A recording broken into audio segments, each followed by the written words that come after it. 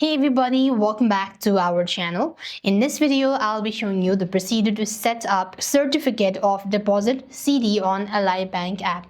To set up Certificate of Deposit on Ally Bank app, you need to first thing first log into your Ally mobile banking app.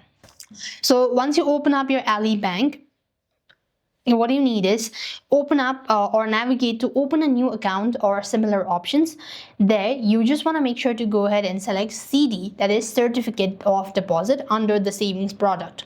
Then you want to choose a CD terms and type example that could be 11-month, no penalty, 2 years freeze your rates as well. You can then enter your personal details and funding information. No minimum open deposit is required. Next, you could simply go ahead and review and submit your application.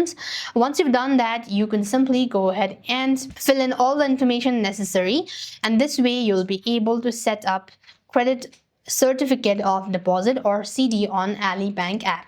With that being said, we've completed the steps. Thank you for watching. See you in the next video.